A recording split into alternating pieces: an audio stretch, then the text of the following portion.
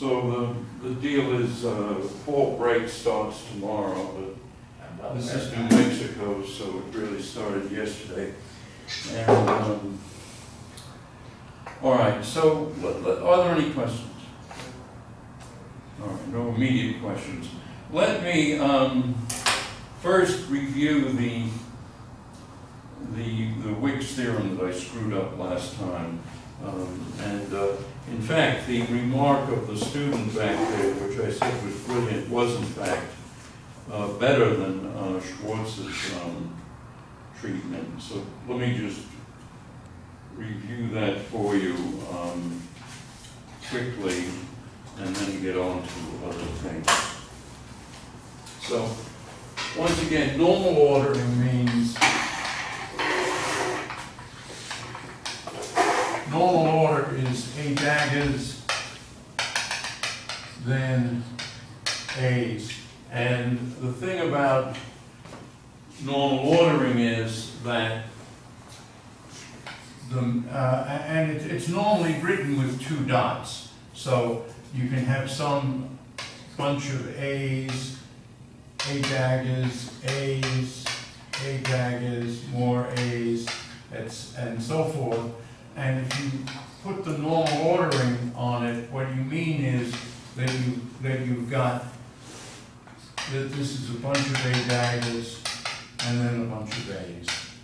And the result is that if you have a normally ordered operator, then the mean value in the vacuum of any normally ordered operator is just zero, because either there's an annihilation operator on the right or there's a creation operator on the left. In both cases, you get zero on the vacuum. And of course, the exception is if normal ordering is irrelevant, in which case you just have a number here. In other words, any is 3, and in which case you just get 3. But normally, one thinks of normal ordering as having nothing, always being some expression with A's and A daggers rather than just numbers. And what we saw last time for free field was 5x1, 5x2 time ordered. Well, we saw that this was phi creation of x1 plus phi annihilation of x1. This is for t1 greater than t2. So I'm just, and then phi creation x2 plus phi annihilation x2. So that's the time ordered product. And then you see that since this is a creation operator, the part that's this plus that is already normally ordered. So this is equal to phi plus and at x1, and we can write that as just phi of x2 normally ordered.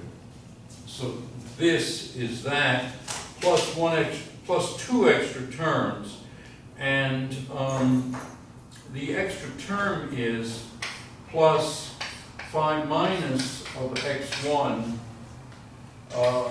phi of x2. And that's kind of obvious now that I write it this way, because this just has phi of x1 and you decompose it into phi plus and phi minus. The phi plus part is normally ordered, the phi minus part is not. And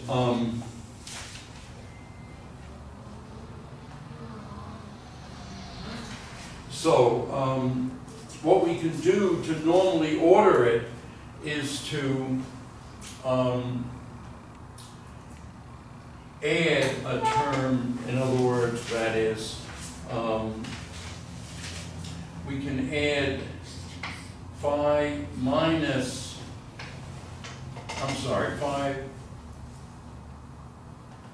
phi minus x1 commutator phi of x2 or phi plus of x2, it really doesn't matter. But that commutator allows us to write this thing as phi of x1, phi x2, normally ordered plus. So the key thing, which that student pointed out, was that the time ordered product is this plus, and this is what people used to call a C number. And this means, of course, that this is just the commutator of annihilation creation operators just gives you a complex number. And so now if we take the mean value in the vacuum, what we get is, on the left we get df equals whatever this C number is. And so then the statement is the time order for T1 greater than T2, the time order product is the normally ordered product plus df. If we did it instead the opposite times, we again get the same result, namely that we get that the time ordered product was the normally ordered product plus a C number. We take the mean value in the vacuum. The C number part would then be equal to df, and the mean value in the vacuum, of course, the normally ordered product vanishes. And so the general rule is that the time ordered product, phi of x1, phi of x2, is normally ordered product, phi of x1, phi x2, plus df x1, x2. And it's a generalization that you can look at in the appendix to chapter 7, one of the appendices. Or you can look in, I think Weinberg probably does a clearer treatment of this. Anyway, in general, time-ordered product of n fields is a normally ordered product plus something that's normally ordered with one Feynman propagator plus normally ordered with two Feynman propagators and so forth. And so, so that's basically what you get. Any questions? This just simplifies our time ordered product, so if we ever want to do a product, go back to it. What's that? Right, this just simplifies the time ordered product, right? I mean, so yeah, what happens is, you see, when you see what we've got, let me just explain this a little bit. You see, what we said is that the key thing we're going to have to evaluate is e to the I times some coupling times an interaction Lagrangian in,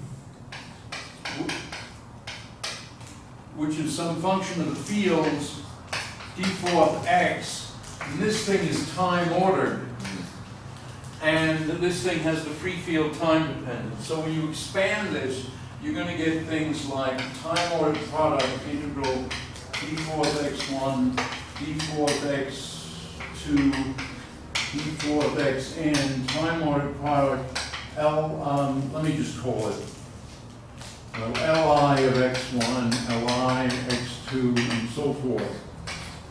And so you're going to have time-ordered products here, and you want to re-express them in terms of normally ordered products, and then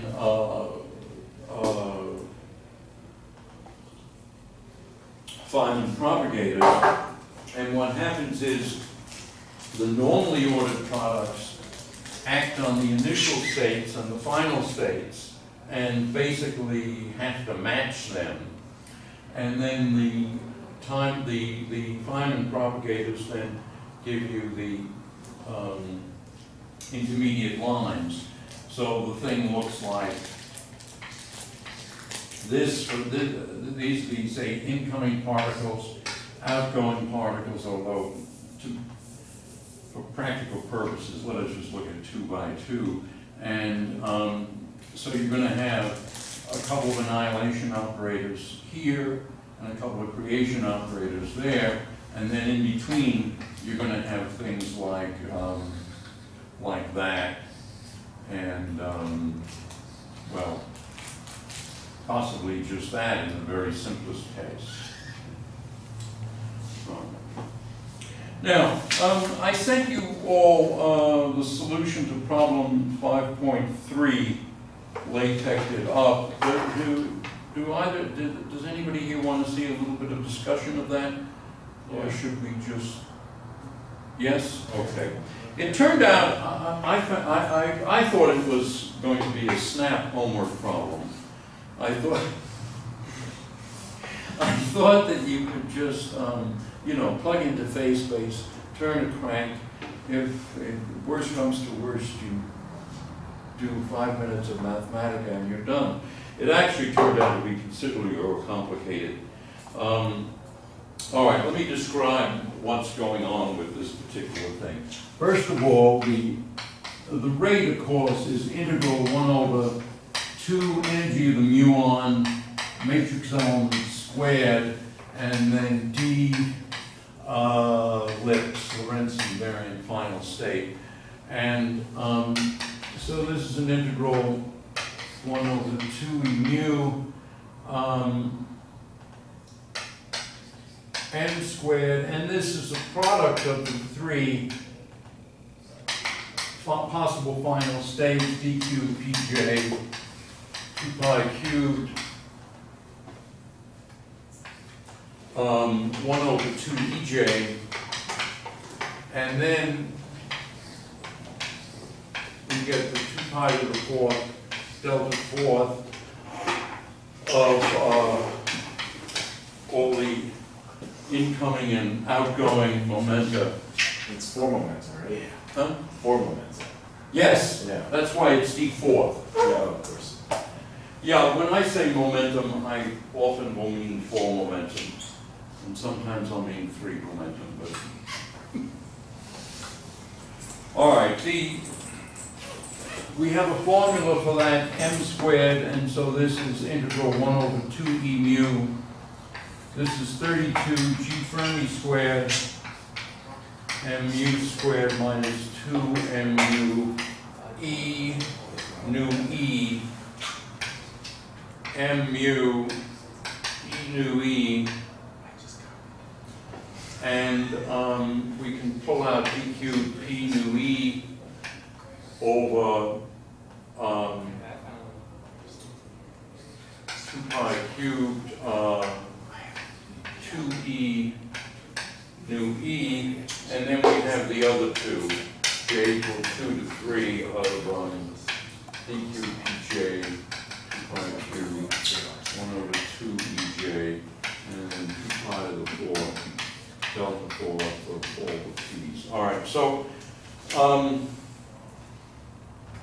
if we go to the rest frame of the muon, what we find, so I'm going to skip a few lines here because otherwise it just gets to be too long. So out in front we have 2 g Fermi squared m mu 2 pi to the 5th. And then here we have m mu minus 2 p nu e. Well, at this point, we were in an arbitrary Lorentz frame. Now we're going to go to the frame where the muon is at rest. And so this thing is then, the 3 momentum part is just the sum of the 3 final momenta have to add up to 0. And the energy one is that the sum of the energies of the 3 final state particles has to equal the mass of the mass of the muon. And when we go to this line, we're going to be neglecting the masses of all the final state particles because the muon is 200 times the mass of the electron, and the muon and the neutrino masses are so small we don't even know what they are. So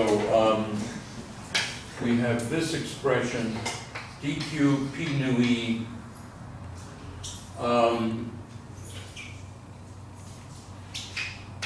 d cubed p P nu mu over P nu mu dq PE over PE, and then delta mu minus P nu E minus P nu mu minus PE, and then delta cube of P nu E plus P nu mu plus PE. Okay, so that's what we've got after we ignore the final state masses, and we're in the rest frame of the muon. Now there's a big question of taste, what to do. You could be tempted to integrate this one to start with, but I think it's better to go with this one or that one. In other words, nu mu or the electron, and its momentum will be fixed by this delta function. And so I chose to integrate out the one that was hardest to LaTeX. And that sets P nu mu equal to minus P nu E minus PE. All right. And at that point, what we've got is 2gf squared mu 2 pi to the 5th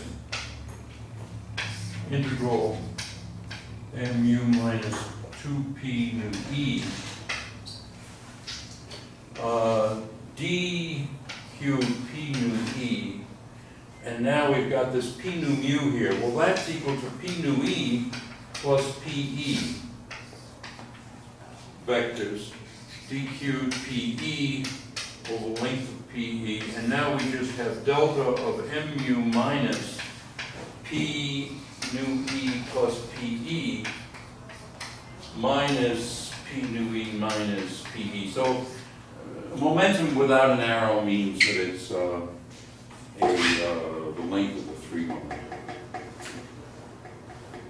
Now, here is a trick.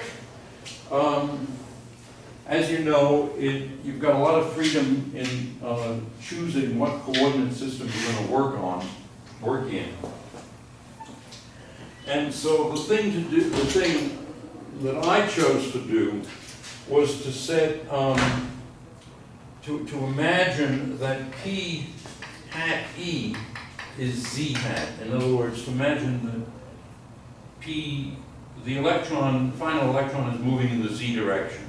And what we're going to have to do after we make use of that coordinate system, of course, we have to then integrate over P. But in the for the moment, this thing here. Oh, and we can then choose for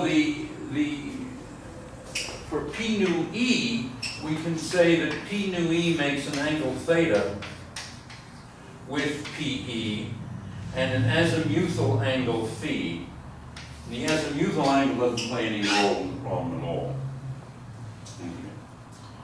So at this point then, we've got that the rate gamma is 2gf squared mu 2 pi to the 5th integral mu minus 2p nu e dq p nu e over p nu e dq p e over pe, and something canceled here that I'm wondering where did this cancellation go. I changed notation at one point. So we've got, all right, we got rid of the d cubed p nu mu because of the delta function, but we still had a p nu mu which is here.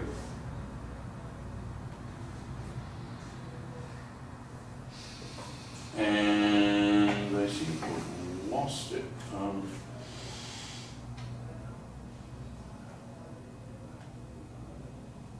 All right, I better keep that. I think there's a typo here in my notes.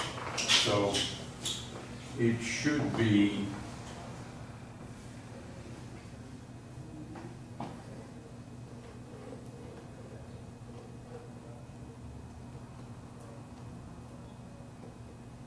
What are you changing from that interval, from that stuff to that stuff?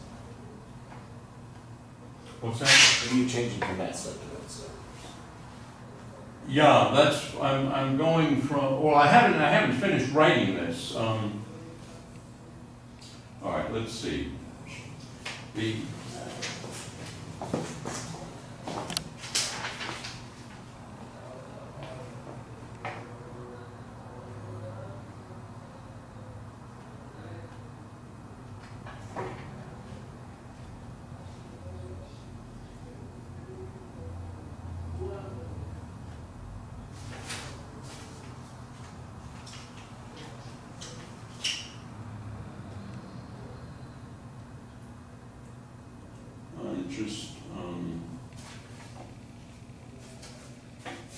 let's see. Let me just review what happened. You see, this d cubed p nu e here, we had a 2. This is effectively p nu e. This canceled 1.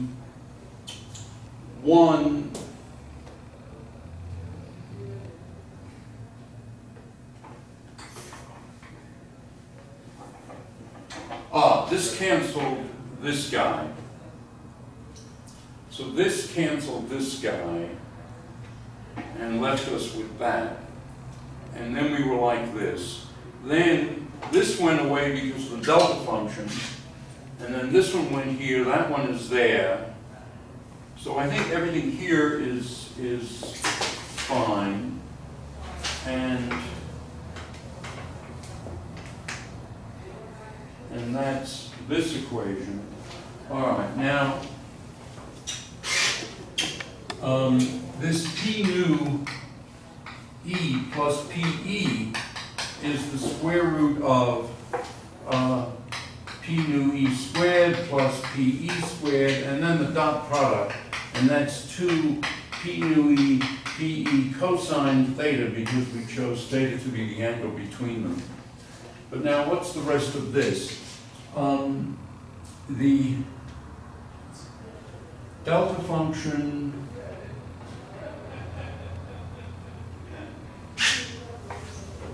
Aren't you missing? Yeah, I think I just. That term is new. Yeah, this one is there's an e that shouldn't be there. This should be mu. Yeah. Which is the bracketed term. Right, because this guy went away. All right. Okay. So. Right. And we can rewrite this, of course, as I wrote it over there, namely it is p nu e plus pe, 3 vector. And then the rest of this is delta of m mu minus p nu e plus pe minus p nu e minus pe. So that's what we have to do. Now, what we're going to be doing here is integrating now over p nu e, and p nu e makes an angle theta with pe, which I chose tentatively in the z direction.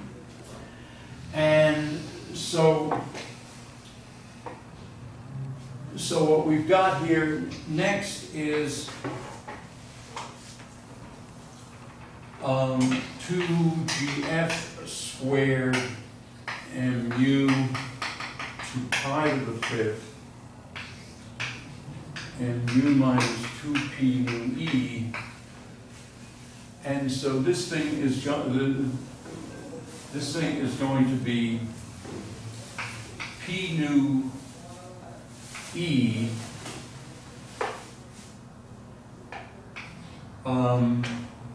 dp nu e d cosine theta d phi, and then dq pe over pe, and then this delta function, and I'll just write it as delta ditto.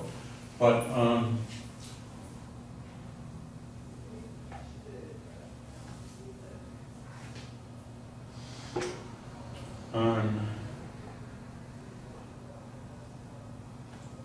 right, okay. So there was a 1 over,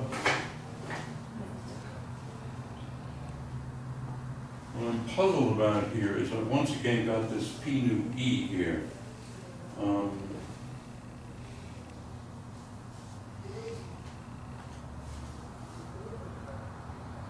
That's p nu mu. P nu.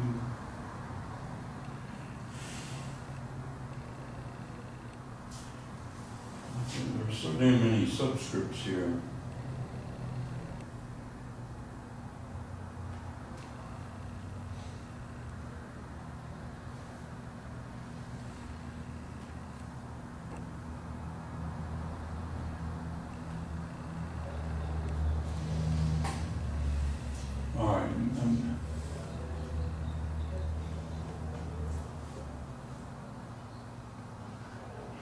So this is, and this thing of course is p nu mu, that. And I think maybe instead of following my notes, I should just follow what's on the blackboard.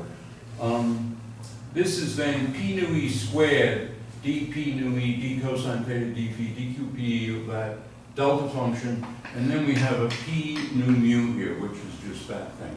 And now, the trick is instead of trying to integrate over the linear momentum, we're going to integrate over cosine theta and do the delta function that way.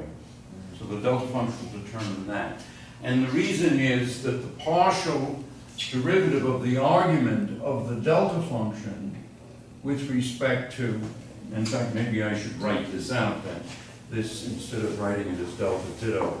This is delta of mu minus square root of p nu e squared plus p e squared plus 2p nu e pe cosine theta minus p nu e minus pe. So that's the delta function.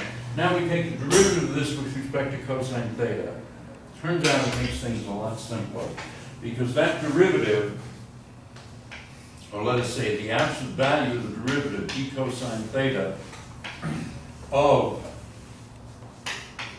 mu minus, I'll just write it as mu minus square root minus p nu e minus pe is what?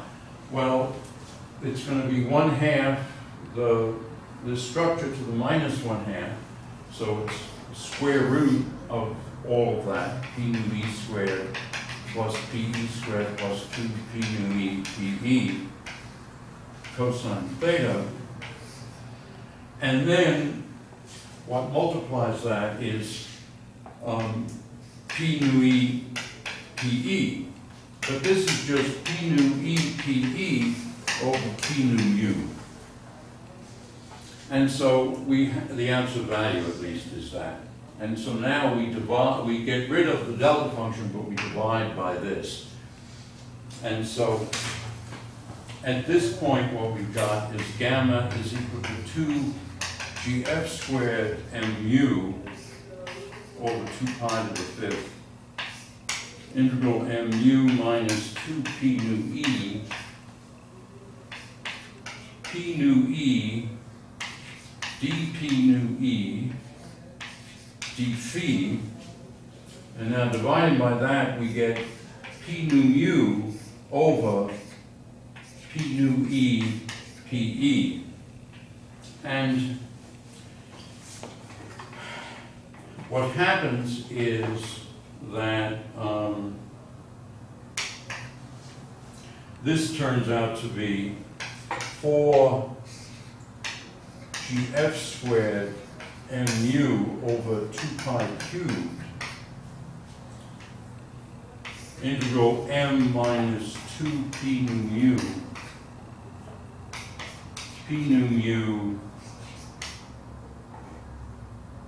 dp nu e dp e.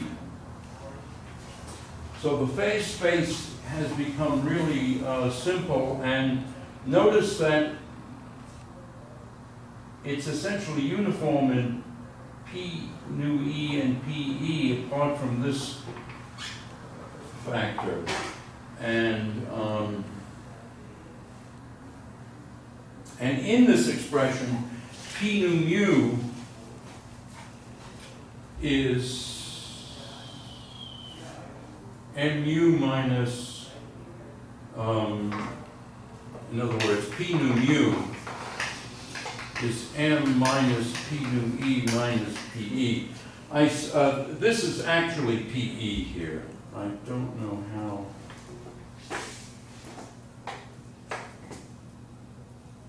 Or it wasn't p.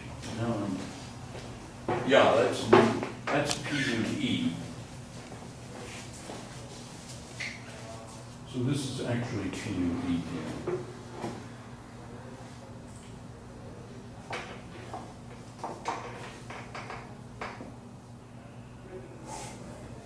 All right, I use on the computer, I switch from nu mu to nu e in a file, and I may have done that inconsistently. I'll send you all a rehash of this. The point is that eventually we have gamma as 4gf squared mu 2 pi cubed, and now we need to keep track of something about the final state momenta. The energy is conserved, so the sum of the 3 momenta in sum of the magnitudes of the 3 final state momenta have to equal the mass of muon. Okay. So if and let me say what the rest of this is. Mu minus 2p, actually this is nu e, p, and we have here p nu e, this is nu e. Boy, I really got this screwed up here.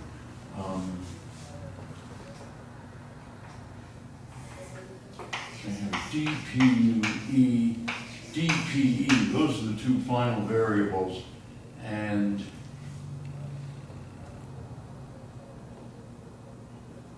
right. Okay, this is actually a p nu mu here.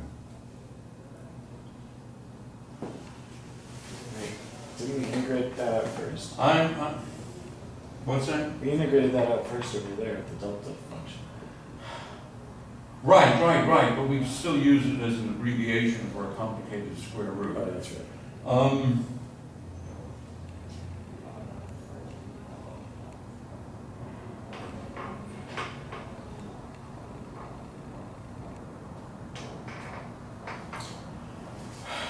I must say, I think I screwed up the indices here. In any event, well, the key thing to notice here, apart from getting all the indices right, is that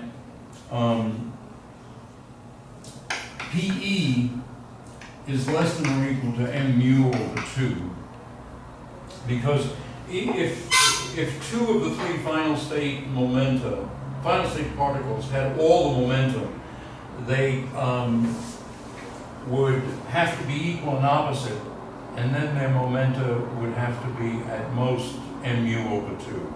So this is a limit on the 2 final state momenta. They're both less than mu over 2. And now, if on the other hand, two of the final state particles try to share as much of the momentum as possible, they can't share at all because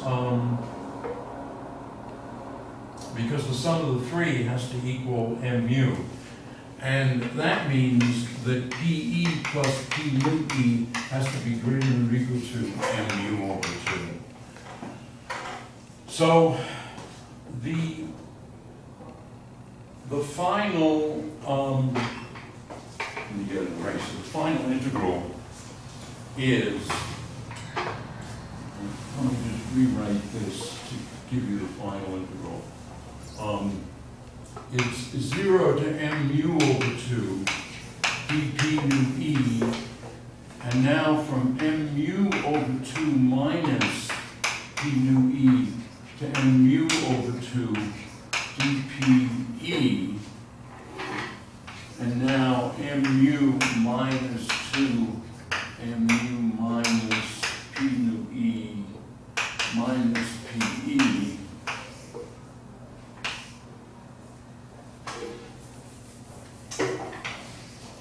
mu minus p nu e minus pe. I'm getting puzzled by these subscripts. In any event, you can do that integral, and you get then 4, just keeping the thing in front, 4 over gf squared over 2 pi cubed mu, and this gives you mu to the 4th over 96. And so altogether you get gf squared mu to the 5th over 192 pi cubed. Okay, so that, apart from some uncertainty with the subscripts, is the way it goes. So once again, the two tricks are use the energy delta function to do the cosine integration, and then keep the subscript straight, and then get this kinematics right at the very end. And then you have an integral. Now, the lifetime, of course, is 1 over gamma, 1 over the rate, and so this is 192 pi cubed over gf squared mu to the 5th. And what happens is, if you want to put this into reasonable units, you're in natural units to start with, and so you multiply by an h bar here, and so then this is 192 pi cubed h bar, and now gf squared is 1.166 times 10 to the minus 5 GeV to the minus 2, and we square that, and so we get GeV to the minus 4, and then mu to the 5th. Okay, now it's just a matter of plugging in what these things are, and h bar in particular is 6.6, roughly 10 to the minus 22 MeV seconds. And if you work it out, what you get here is 2.15 microseconds. That's what I got. And so then the part B is, or that is part B. Then the point is that the actual experimental lifetime is 2.20 microseconds. So the question is, what's the discrepancy? And you can see that the discrepancy is that we left out the mass of the electron, and so that meant that we had too much phase space, and because we had too much phase space, then we had a rate that was too fast, and so our lifetime is a little bit short. And we can even estimate what that would be, namely tau plus delta tau over tau. The phase space is essentially mu1 to the 4th, but what we would get would be mu1 to the 4th over mu1 minus m electron to the 4th. This would be essentially, this is my estimate of this change, and so that's 1 over 1 minus me over mu to the 4th. And this turns out to be 1.019. And so now if you take the value from the calculation times 1.019, what you get is 2.19 microseconds, which is almost 2.20. And so that, of course, you may have felt a slight freeze on your face as I argued through the last part of this calculation. So there was a certain amount of hand waving. Are there any questions?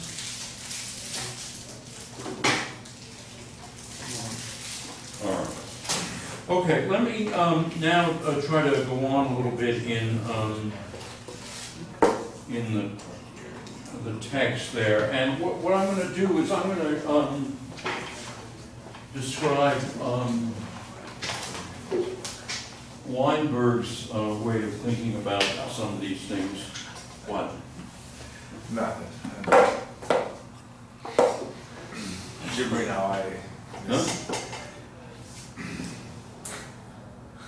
I'm sorry. All right.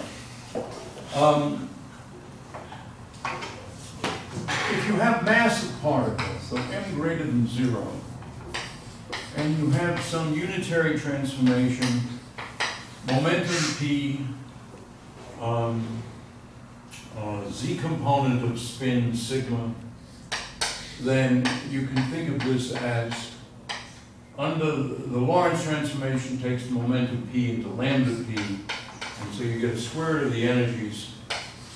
Then you sum over the z components, and you have here sigma prime sigma, and this is something called the Wigner angle, or the Wigner angle.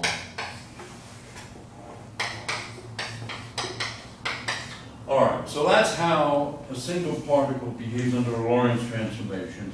There's a square root of energy thing. You then get clearly the momentum goes into lambda times the momentum, this 4x4 matrix product here. And then you have all the helicities, not the helicities, all the z components. And then what is this? This is the spin J representation of the rotation group SO3. It's just a thing you learn in quantum mechanics, okay? And sigma prime sigma. What's funny here is the Wigner rotation, and I'm just going to write down what it is rather than go through all the details.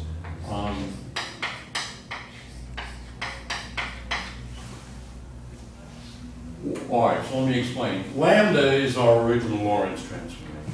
What is L of P? L of P is the standard boost that takes a standard fiducial form momentum into P. And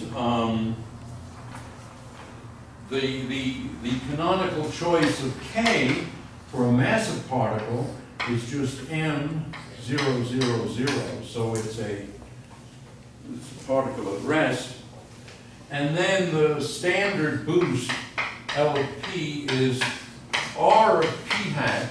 This takes the z direction into the P hat direction. A boost of momentum P. And then R inverse of P hat. And so this acts on K. Now, when R inverse hits K, nothing happens because R inverse is a rotation and acts on the 0, 3 vector, so it just leaves it at 0. But then the boost takes this thing into something moving with the appropriate momentum in the z direction, and then this takes that into an actual particle in the z direction. So that's the standard boost.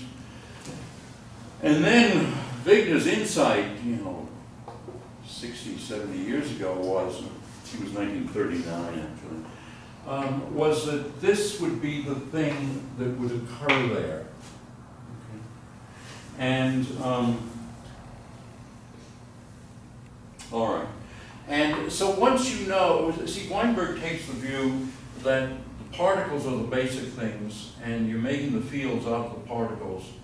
And so you need to know how the fields transform into Lorentz transformations. Once you do that, then you figure out, you need to know how the particles transform into Lorentz transformations.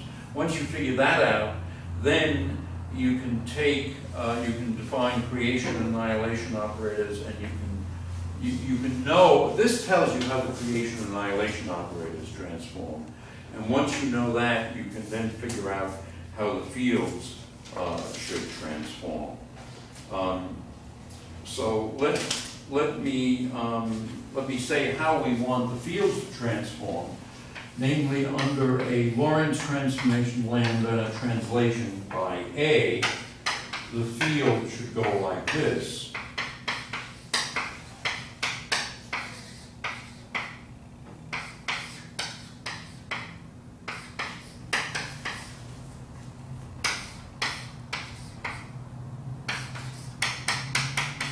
All right, so this is how the field transforms. So this is a massive field, any spin. So this is spin 57 and a half. It would go this way, where this is dj of 57 and a half or something. And in order for this to happen, what you need is the annihilation operators to go this. Well, the annihilation operators transform according to this. And so this means that they do this. And since that's an A, we're going to put a B here.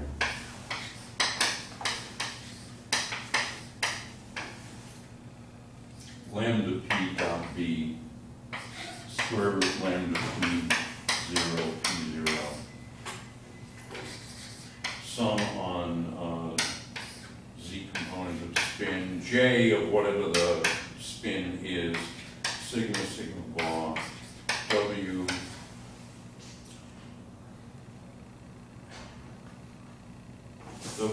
inverse of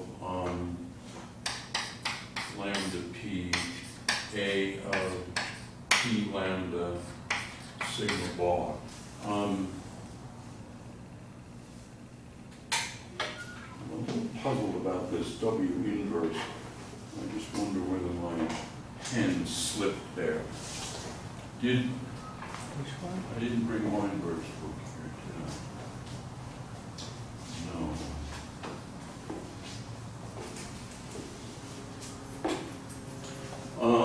Well, let's see.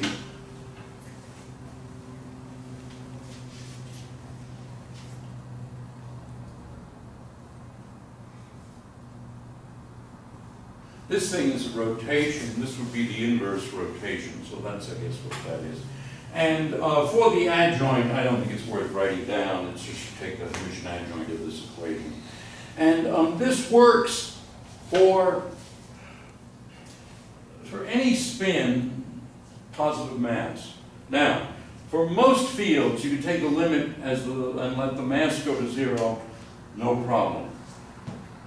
There are cases where there's a problem, however. And one case is photon, and the other case is graviton. And in those cases, things are more mysterious. So let me see if I can do a little bit of this. The first is that if the mass is 0, then the way the field transforms is this way. Lorentz transformation, P sigma. And now this is helicity. In other words, spin in the direction of momentum. And this turns out to be lambda P 0 again over P 0. And now now it's a phase factor. Instead of sum over momenta, sum over spins, it's just a phase factor where sigma is that sigma, and then a funny angle, a mysterious angle, very mysterious angle, depending on the Lorentz transformation and the initial momentum, and then of course lambda p, and no change in sigma. So in other words, and in fact, what turns out to be true is that for all the massless particles of any spin, you only have two possible values of sigma, plus and minus, and plus and minus 1 if you want. And this W is, well, what is theta? Well, the theta is rather complicated. What you do is you take your W of lambda and p, in other words, the Wigner rotation, defined the same way actually, and you rewrite that as S, this is a 4x4 matrix, S of some alpha, I'll just write it as alpha and beta, R of theta. Okay. Alpha, beta, and theta both depend upon lambda and p. And the theta that makes this work goes up there. All right. So the massless case is really, really, really different. And all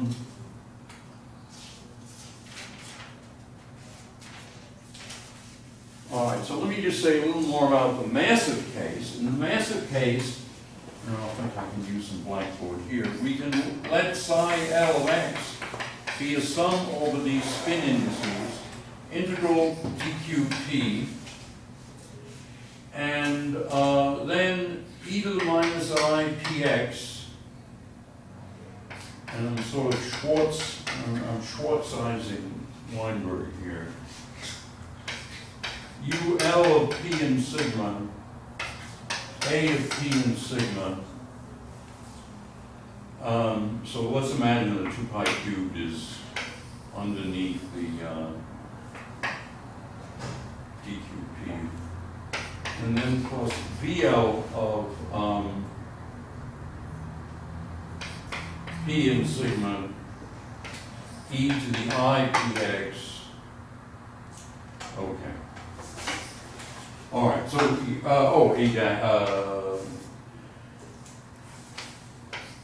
a dagger of p and sigma.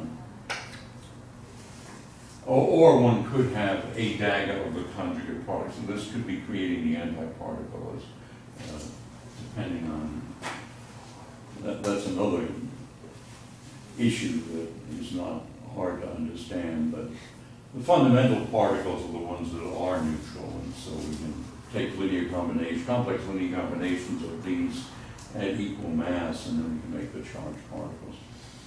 Anyway, so you can let the fields be this for the m equals 0, m greater than 0 case, and then what you've got is if the annihilation operator is transformed this way, and we write the fields this way, which is the way we've been accustomed to writing them, then under Poincare transformations, the fields for m greater than 0 will transform just the way we want it to transform. Okay. But with, and in fact, there's even a recipe that I can write down for you for what these spinners are. These are the spinners for any spin as long as you have mass. And literally it's UL of Q, let us say Q sigma, is square root of M over Q0, sum on L, DL, or L bar L, of L of Q, that's the standard boost. And so this is a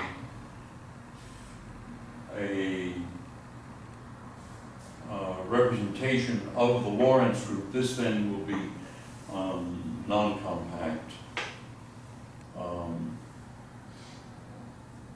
or I'm sorry, this would be non-unitary. And this is UL of 0 sigma.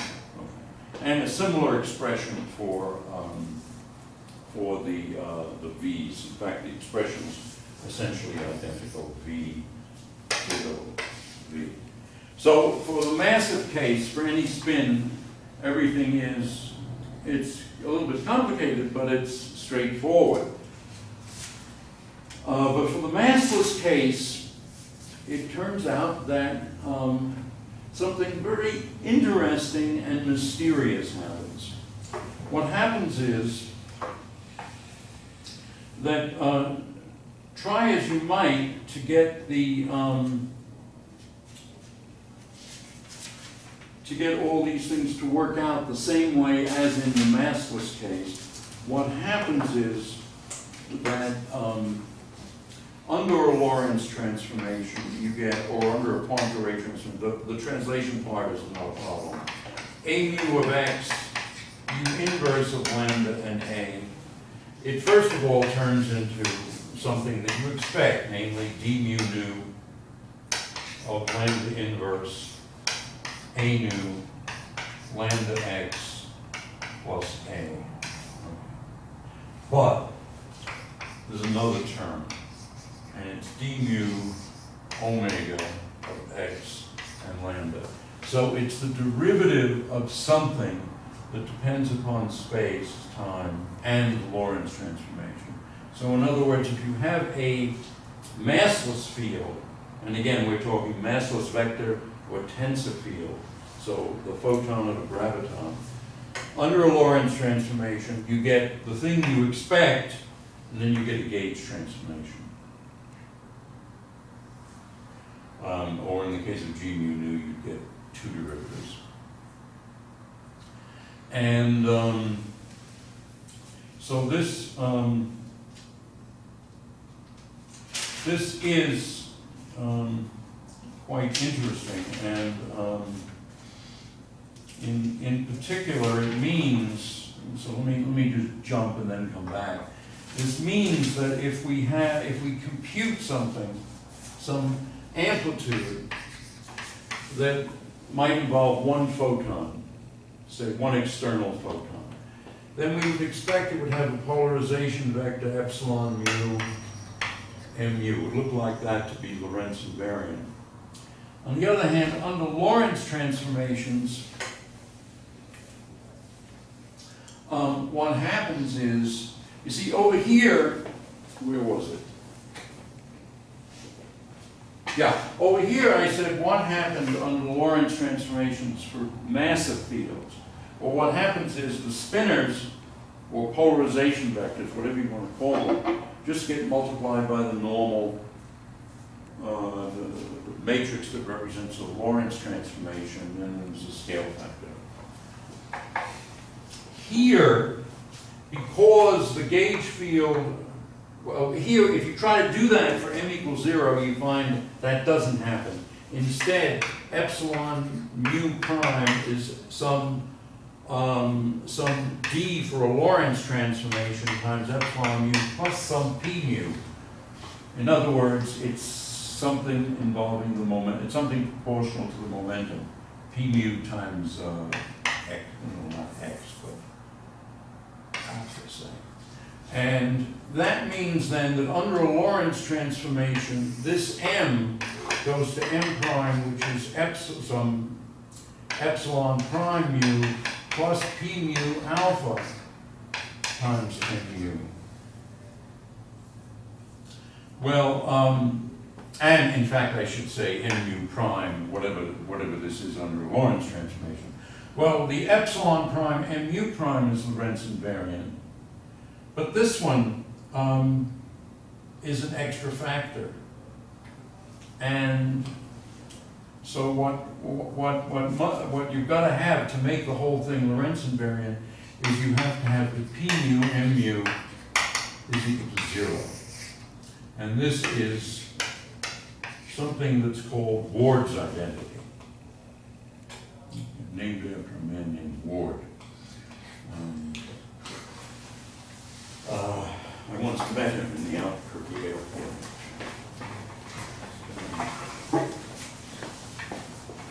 By chance?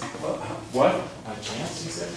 No, I heard that he was giving a lecture in Los Alamos. I couldn't get up for the lecture. But I called him up and arranged to meet him at the airport. All right. So this ward identity is Schwartz will discuss it, and we'll discuss it later in the book. And I've given you a treatment today that's a little different from Schwartz's treatment, and I thought that it's mainly that Schwartz's treatment has so many words that I think it's better if you just to read it, and it's sort of words and examples. And so I urge you to read what Schwartz wrote, and then remember what I said, and between the two, it'll be maybe a little better than just having one. Let me go back now, since we were talking about gauge invariance. By the way, the person who I think first realized that under a Lorentz transformation, the field of the photon, say, would undergo a gauge transformation, I think that was a certain Italian physicist who was at CERN for a long time. He was at Harvard. No, he wasn't at Harvard. But yeah, I think he was a Schwinger student or Schwinger postdoc. But he was one of the people who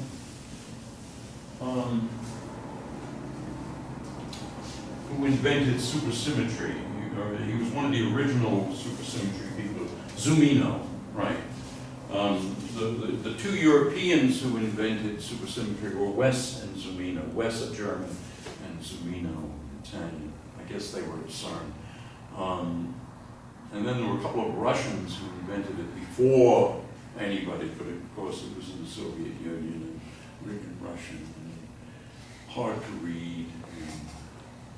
So nobody paid any attention until Wess and Zumino rediscovered it. And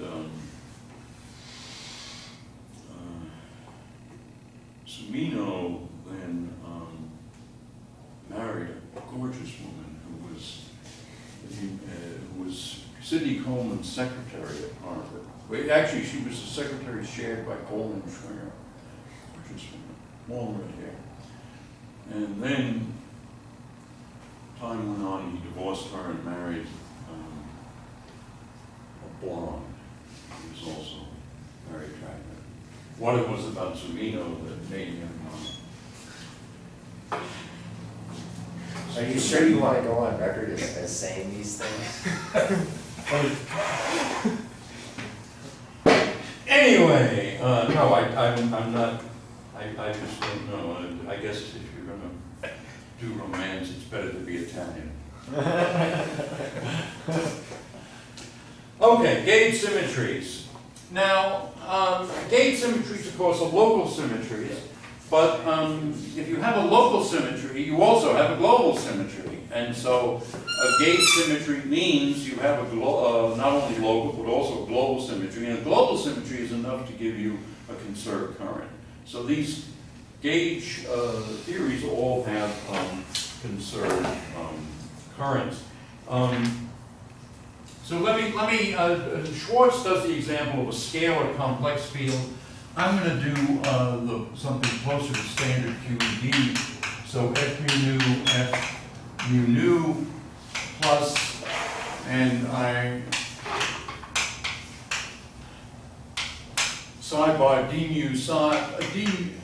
mu plus m. The gammas are 4x4 matrices. They're called the Dirac matrices, and they satisfy a miraculous Clifford algebra, namely that the anti-commutator of two gammas is twice the eta mu nu, or what Schwartz calls G mu nu, and moreover, you can make a Lorentz Lorentz, a representation of the Lorentz group out of the gamma matrices that's very, very cute. I think it's in my book and also, of course, in chapter 5 with Weinberg. Okay, so in particular, this is minus a quarter f mu nu plus psi bar gamma mu, well, let's use a square bracket here. D mu plus I e a mu plus n psi. Okay, psi is a spinner, and in this case it's a 4-component spinner. Now, let me rederive the Noether theorem because it's so cute and so important. It's hard for me to resist. So what we have is something that leaves the action density invariant. So there's some parameter. So what's the change in that? Well, it's partial of all the fields times the partial of the field with respect to alpha, plus, and we are thinking that we just have action densities involving derivatives of fields. So this is phi comma mu. This means the mu derivative with respect to x upper mu of the field. And then this is d mu of partial phi partial alpha. And then we invoke the equations of motion. So we replace this with d mu partial L partial phi n comma mu. This is an n here. And d phi n d alpha plus partial L partial phi n comma mu d mu partial phi partial alpha. Well, this whole thing is a total derivative. This is d mu j mu, and it's still 0 because we started out with 0. And even if you have a lot of inflation, 0 remains 0. And what is j mu? Well, j mu is something very simple. It's the sum over n, partial L, partial phi n comma mu, and then something that relates to the symmetry, namely how phi n changes with alpha. And in this particular case, well, under a global or local transformation of this kind, f mu nu doesn't change at all. Under a global transformation, a mu doesn't change at all. And consequently, this, the only thing that's changing here is psi, namely psi prime, or psi of, say, x alpha is e to the, what did I choose? I chose e to the I e alpha psi of x. And we're thinking of alpha as a number rather than a function of x. And so if we now compute what j mu is,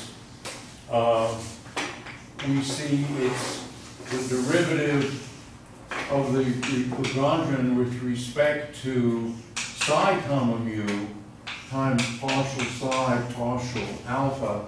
Well, the derivative with respect to psi comma mu, d mu is here. So this is psi bar gamma mu. And the derivative of psi with respect to alpha is I e psi. So the current j, this is an upper mu. J mu is I e psi bar gamma mu psi, and that's the current in QED. It's also the current in QCD if you put in some color in this. And good. So what you can do is you can write this action as an action without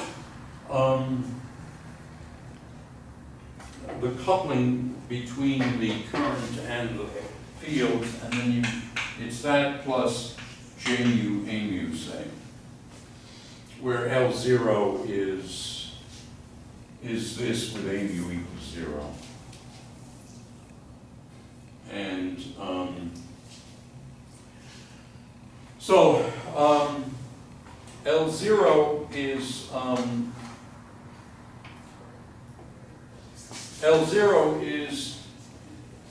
so in other words, I'm just factoring out the J mu, A mu. And L0 is invariant under global transformations. And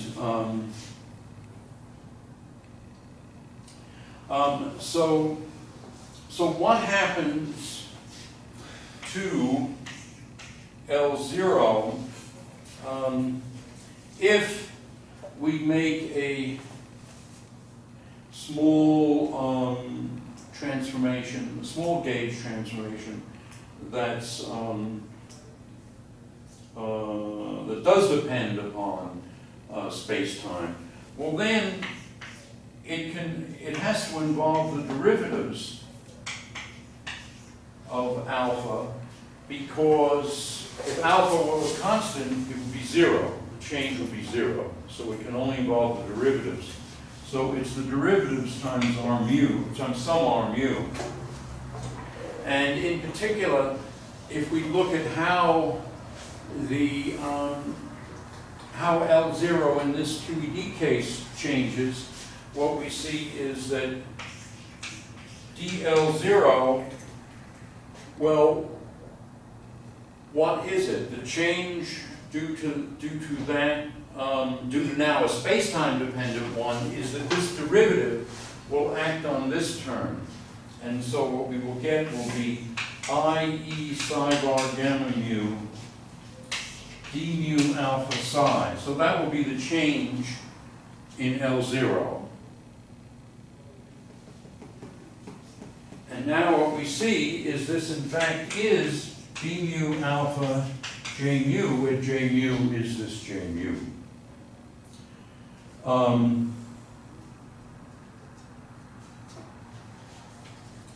All right, so is there a question here? All right, it's in other words, what's being explained here is why it is that things always turn out like that. And you see the change in L0 is this, and if you add to L0 this term, then the change in L, well, it's the change in L0, d mu alpha j mu, and then the change here. And the change here is j mu d mu alpha with, let us say, a minus sign, and then they cancel. All right, so the idea is that, first of all, that by Noether's theorem, the global symmetry associated with the gauge symmetry gives us a conserved current, conserved charge. And secondly, that the coupling generically of a gauge field to the matter fields is the current dotted into the gauge field. And that is essentially follows from Noether's theorem. So I think that's probably about it. Any questions?